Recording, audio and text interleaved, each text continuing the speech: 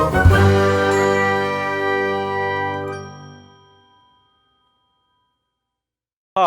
welcome back again with me, Rafly Pratama, one of Studenpedia reporter. In this episode, we are going to investigate about the struggle and the motivation of entrepreneur to reach the breaking point during this pandemic. So don't go anywhere, stay tuned with Studenpedia.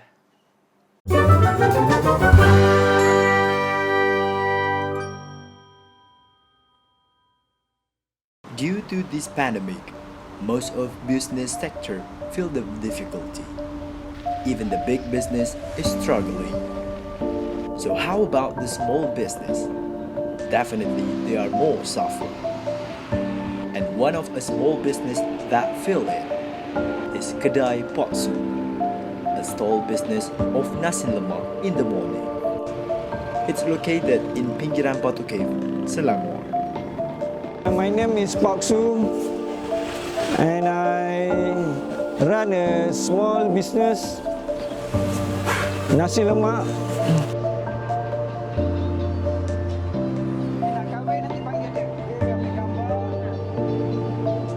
The infection of pandemic coronavirus on us and our environment. It's been a year. The virus has been affected us, and it really affects our life and livelihood. Everything got to be changed from normal to abnormal routine. Some of us cannot go out. We have to stay at home, and some they are allowed to go out. And I'm very fortunate that the government of Malaysia giving me a chance to run a business. And Alhamdulillah, the business is running well. I've been in this business for almost 5 years, since 1990. This is my main work.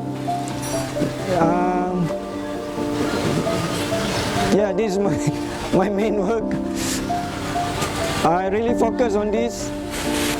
This pandemic COVID has been affected the business, not me, and others businesses also. Either in small business or big business, it's affected by this pandemic. Before a pandemic, we are freely go out and run a business. But right now, the government will allow us only to run in the morning and finish in the evening. That's the difference, the difference in timing. The incomes of our business also affected. Before pandemic and after pandemic, the income is different because not many people go out and buy the nasi lemak. Because mostly will be locked down at home, cannot go out. It's a lot of difference. The difficulty that we're having on the pandemic corona virus is that we are getting supplies not like the other days. We won't get our supplies like the other days because of some of the places the supplier cannot go in and take out the product and send to the market, and we can't buy some of them in the market. That's one of the difficulties that we're having it. I hope this situation of coronavirus will end, and we human beings and the whole world can live like before. We got to live in peace and freely walk around just like the pandemic.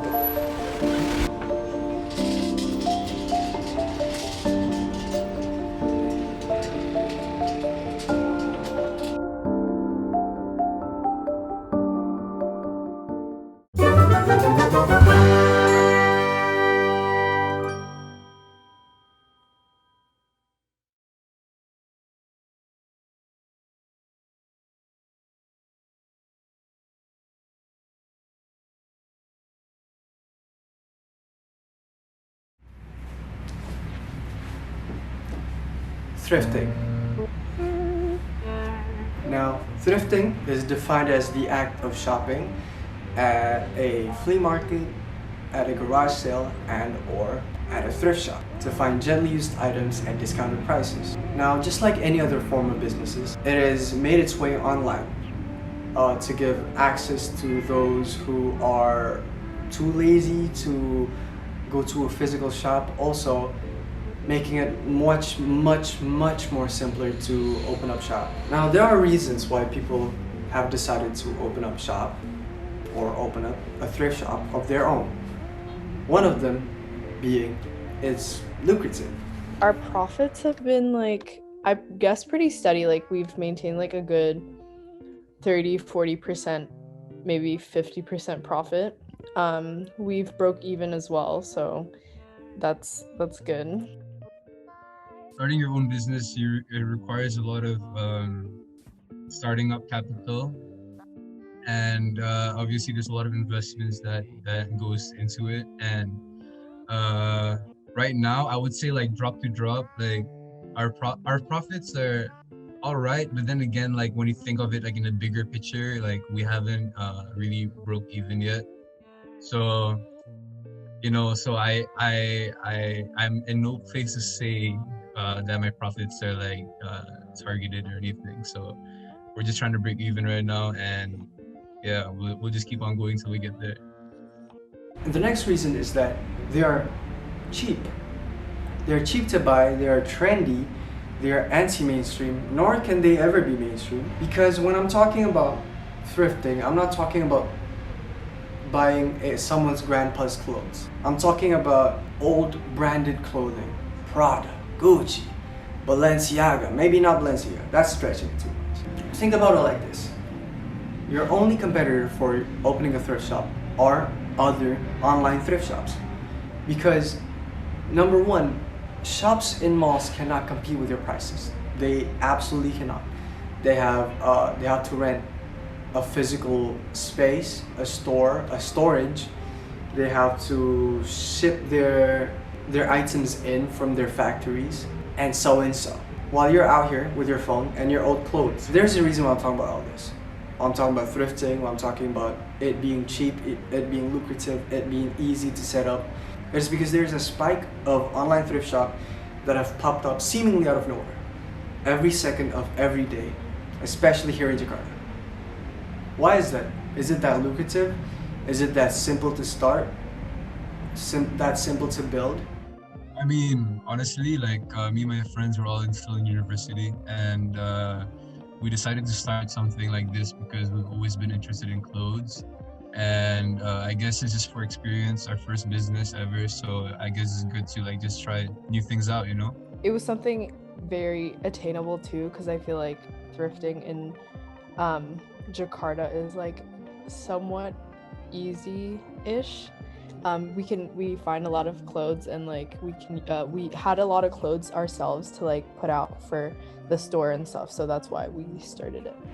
Now, why is it a trend, especially here in Jakarta?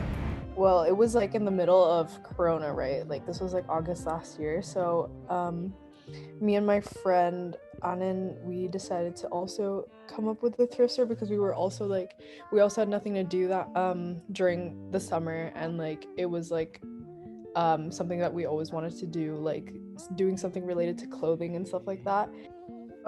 For me, I started it as a hobby, and then after a few months, I got this idea to open up a thrift store with my friend, and then from that we continuously do it.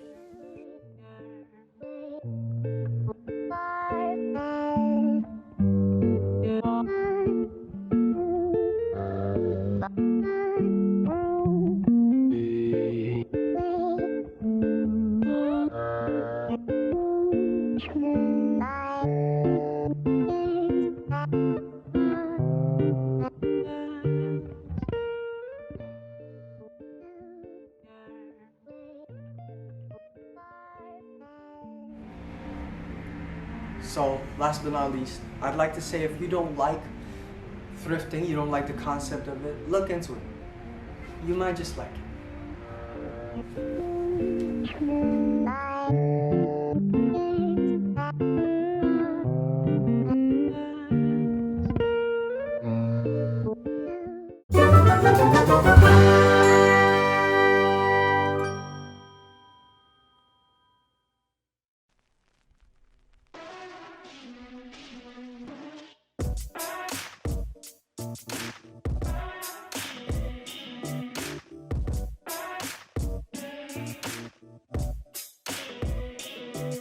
COVID-19, a new virus with a fast mutating speed, is super troubling for citizens from all over the world.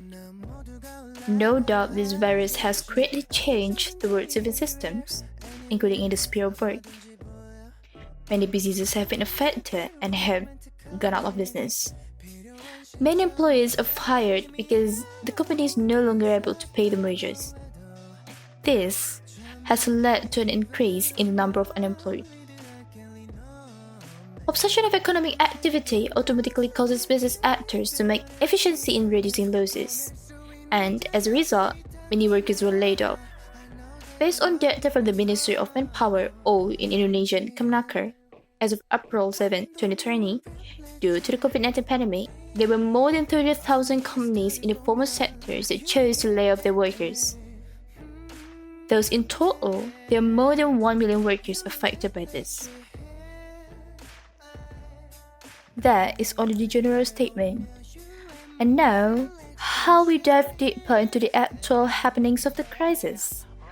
To achieve that, we have a volunteer that is kind enough to share a story on how she survived. Perkenalkan, nama saya Imelda. Saya mahasiswa Universitas Pendidikan Indonesia, jurusan Fisika.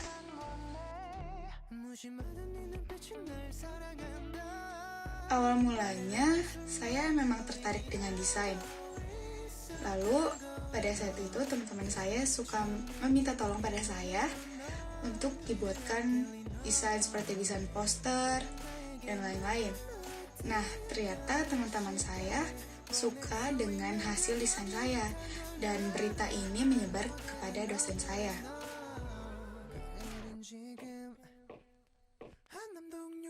Pandemi COVID-19 ini emang nyusahin banyak banget orang kan ya. Banyak orang yang terdampak, entah itu bisnisnya atau di PHK. Ada juga perusahaan yang kasih gaji itu jadi telat dan sedikit. Nah, orang tua saya ini salah satu yang terdampak COVID-19. Orang tua saya penghasilannya jadi kurang banget. Saya sampai terancam putus kuliah. Ingat banget, waktu itu ibu saya bilang, "Kak, kalau kamu putus kuliah, jangan kecil hati ya. Gue minta maaf." Saya tuh sedih karena tahu nggak bisa maksa orang tua saya untuk kuliah. Dan sedih juga kalau harus putus kuliah. Akhirnya saya coba memanfaatkan jasa desain saya. Saya jadiin itu sebuah bisnis. Untuk desain poster biasa, saya kasih harga 50.000. Ya kalau bagus banget di atas 100 lah ya. Bisnis saya dikenal orang karena teman-teman sama dosen saya juga bantu promosi. Jadi orang-orang tahu gimana sih kerja saya.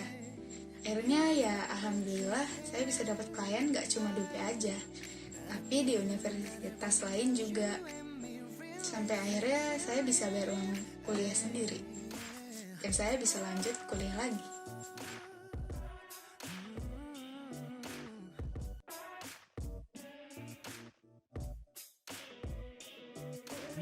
Finally, we arrived at the end of the video, and I would like to give a thank to our dearest correspondent since she's kind enough to share her story to us, and I hope we can feel kind of motivated by her story, that we should not give up, and instead of giving up, we should try to move heaven and earth to achieve something during this pandemic, and instead of just feeling depressed by the crisis of the pandemic. And at the end of the day, it has been Elle from Studenpedia, reporting from Bandung, Indonesia. Stay safe, stay sane.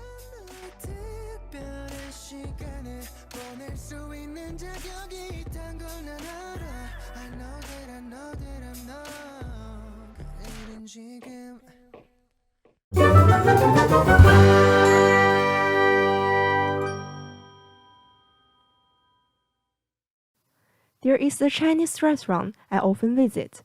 The food there is very delicious and there are many customers in there. All of this made me want to know about entrepreneurial process of the owner of this restaurant. And under influence of COVID-19, how is the condition of this restaurant? Let's take a look. 其实是我的哥哥，因为我的哥哥在马来西亚20多年了，10年前他还是继续邀请我来马来西亚创业咯，开这个台湾小吃。后来我就决定过来了。因为在马来西亚它是3大种族，那本身我的英文不好，我只有华语 OK 而已。那在这个创业过程当中是还好，是我哥哥的朋友，他一路协助我。可是，在采购方面，我遇到一个很大的困难，因为我都是台湾进口的东西。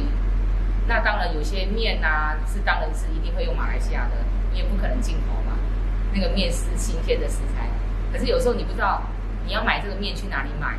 你要买这个鸡蛋要去哪里买？因为我们是做生意，不可能去一般的supermarket买，那个是太贵了，所以我们要找那种批发的价钱，所以就会很困难，所以很多困难。可是还好是因为这边的人都也还蛮亲切的，他们都愿意帮忙。到现在已经10年了，就是我哥哥的好朋友，那他就很了解马来西亚在什么地方有在卖这样的东西啦，他就一路帮忙我了，或者是他给我电话，叫我去跟对方联络，这样子就克服我在买东西、买食材上的问题就可以解决。有的，其实以前我刚开始我经营台湾小吃，在我的心里面我就觉得开个一家台湾小吃我就很开心了。可是到今天已经10年了，我已经开了4家台湾小吃，所以。我的目标真的是达成了，可是就会变成压力比较大，因为当初没有想到要开那么多家。这一次的COVID-19其实是真的是对我们来讲啊，是影响很大，生意上就真的是一落千丈。其实应该不是只有我啦，应该是大部分的商家都是有这样的困扰，所以变成有一点灰心。因为好不容易10年了下来，觉得都很稳定，那忽然间遇到这样的状况啊，其实像我这一家店，蛇档这一家店啊，我就是考虑月底就要把它收掉。对，因为我这边的客源都是中国学生，大部分在上个礼拜马来西亚又封城了，又 MCO 了，所以造成我心理上就会觉得好像想要退缩这样子。因为还没有COVID-19之前呢。我店里面的生意算不错，就是说，午餐时间客人是蛮多的，然后到晚上的那一轮的晚餐也是蛮多客人的，那中间就有下午茶，其实客人都很多啦，就原则上在生意上是都不错的。可是，这个COVID-19之后呢，马来西亚这边有一个所谓的行动管制令，所以就造成我的餐厅就影响很大。因为他曾经就是说不可以堂食，其实不可以堂食对我们商家来讲是一个很大的致命伤，因为客人有的就是喜欢来这边坐着聊天，吃个热腾腾的东西，那种感觉是不一样的。然后那现在就是只能打包，所以像现在很多外卖平台咯 ，Food 跟 Foodpanda 咯，还有 Hungry， 其实原则上我们刚开始都还不错，可是后来。也不晓得是什么原因，就生意越来越差，所以就是在COVID-19之后，在客流量还有生意上，整个营业额的落差很大。